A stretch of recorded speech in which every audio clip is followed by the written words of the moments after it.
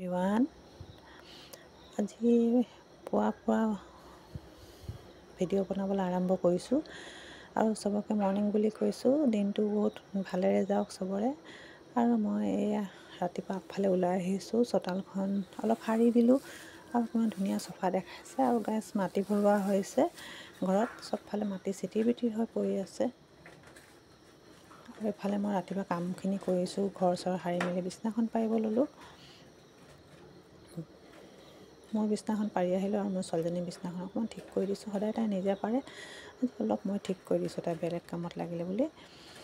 আৰু ৰাতিপুৱা আমাৰ কিমান কাম থাকে জানে, বহুত ভোক লাগিছিলে। মই আৰু আপেল এডোখৰ খাই কিনে আকৌ বিছনাখন পাৰিব ধৰিলোঁ। নাস্তা খোৱা দেৰি হৈছে ৰাতিপুৱা এতিয়া 9:30মান বাজিছে আৰু মোৰ দেৰি হৈছে নাস্তা বনোৱা আজি। তো বিছনাখন পাৰি নাস্তাখিনি বনাম। তো দৌৰা-দৌৰি কৰি বিছনাখন পাৰিছোঁ। আমাৰতো হাউচৱাইফখিনি বহুত কাম থাকে জানে। তো বিছনাখন মই এতিয়া পাৰি ল'লোঁ আৰু এতিয়া বনাম মই নাস্তাত বনাব লৈছোঁ মই আজি খিচিৰি। আটা শেষ হৈ গ'ল খিচিৰি বনাব লৈছোঁ। আৰু খিচিৰিখিনিত মই একদম চিম্পুলকৈ বনাইছোঁ, দাইল আৰু অকণমান বন্ধাকবি, আলু এইবোৰ দি কিনে। তো মই এতিয়া আদা নহৰুখিনি দি দিলোঁ। আদা নহৰুখিনি দিয়াৰ পিছত ইয়াত বন্ধাকবি আৰু আলু চালুখিনি দি দিম।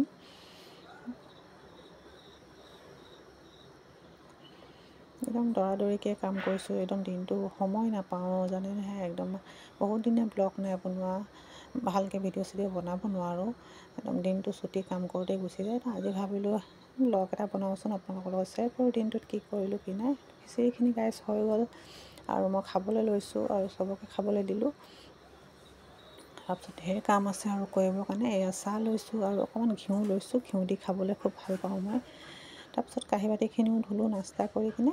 এগালমান কাঁহী বাতিখিনি এতিয়া মই চিজিল কৰি থৈ লওঁ। গেছখিনিও মচিব লাগে নাস্তা কৰাৰ পিছত।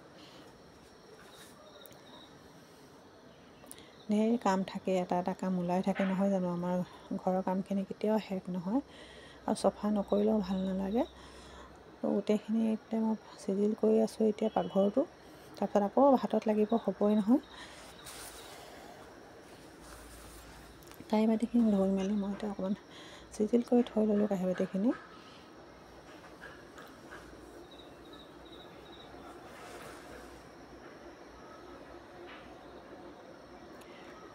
আজি মোৰ মনটো বৰ ভাল লাগি আছে জানেনে।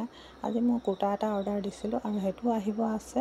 তো আপোনালোকক দেখুৱাম, বেছি দেৰি নাই আৰু আহিবই, তেতিয়া আপোনালোকক দেখুৱাম। মই কুৰ্তা এযোৰ অৰ্ডাৰ দিছিলোঁ আৰু পাকঘৰটো চিজিল কৰি ল'লোঁ। এতিয়া মই মানুহজনৰ জেকেটটো অলপ লেতেৰা হৈ গৈছিলে, তো ধুই দিছোঁ। বহুত গধুৰ জেকেটটো মটৰ দি পানী ঢালি দিছোঁ আৰু ধুনীয়াকৈ একদম হাতেৰে খচি থাকিব বহুত কষ্ট হয় পানী ঢালি থাকিবৰ কাৰণে। একদম মটৰ দি পূৰা পানী ভৰিৰে খচি দিছোঁ একেবাৰে। বহুত গধুৰ জেকেটটো হাতেৰে খচি থাকিব বহুত টান লাগে। কাপোৰটো সদায় ধুবলৈ ওলায়, এদিন কাপোৰ নুধুলে পিছদিনাখন এগালমান হৈ যায়।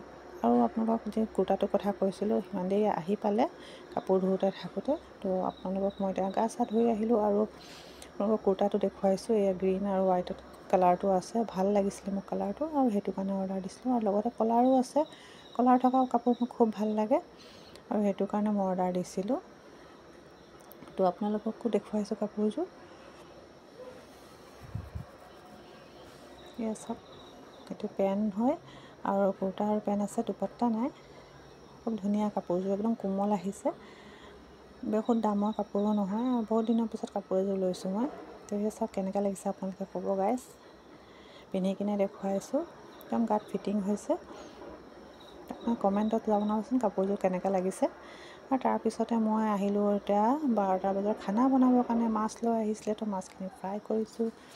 ফ্ৰাই কৰি বেঙেনা আৰু আলু দি তৰকাৰী বনাম মই। সৰিয়হ পিচি ৰেডি কৰিয়ে থৈছিলোঁ। আৰু জানেনে গোটেই ভিডিঅ'খিনি দেখাবৰ কাৰণে বহুত দীঘল হৈ যায়, সেইটো কাৰণে বহুত বেছি মই দীঘল নকৰোঁ, মানুহ চায়ো আমনি পায়। সেইটো কাৰণে মই শ্বৰ্টকাটতে দেখাইছোঁ। পিঁয়াজখিনি ৰঙা হৈ গ'ল, সৰিয়হখিনিও দি দিছোঁ আৰু অলপমান ভজাৰ পিছত ইয়াত মই দি দিম। এতিয়া মাছ অলপমান সিজাৰ পিছতে মই মাছখিনি দি দিম ইয়াত। মাছখিনি দি অলপ পানী দিম, তাৰপিছত উতলাৰ পিছত মোৰ তৰকাৰী ৰেডি হৈ যাব। দুপৰীয়া খানাও ৰেডি হৈ যাব তেতিয়ালৈকে। তো এতিয়া আলু চালুখিনি সিজি গ'ল আৰু মই মাছ দি দিছোঁ। মাছৰ মূৰটো মই খাম, মোৰ মূৰ খাই খুব ভাল লাগে। আৰু ইয়াৰ তৰকাৰী মোৰ ৰেডি হৈ গ'ল, এতিয়া অলপ উতলি গ'ল। তাৰপিছত হৈ গ'ল এতিয়া চাহ খোৱাৰ টাইম গধূলি গাইছ। আৰু চাহত বনাব লৈছোঁ মই বেচনৰ পকৰীয়া। তো এয়া বনাইছোঁ মই পকৰী এতিয়া গধূলি চাহ খাবলৈ কাৰণে।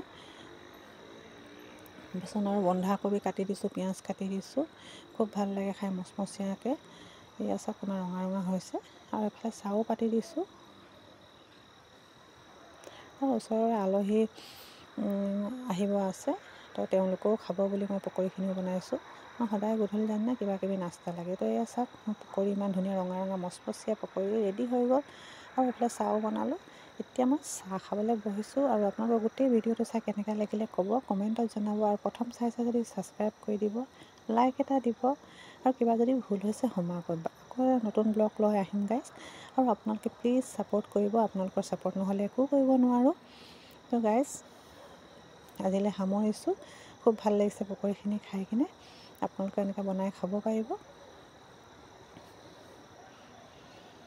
আৰু কমেণ্ট দিলে ভাল লাগে গাইজ, কমেণ্ট এটা দিব, তেতিয়া ভিডিঅ' কোনে চাইছে গম পাওঁ।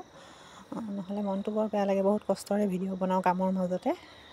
তো মই আপোনালোকৰ ভিডিঅ' চালে লাইক কমেণ্ট দিম, কিন্তু আপোনালোকে কমেণ্ট দিলেহে গম পাম কোনে চাইছে কোনে নাই চোৱা। তো বাই গাইজ আজিলৈ সামৰিছোঁ। আকৌ এটা নতুন ব্লগ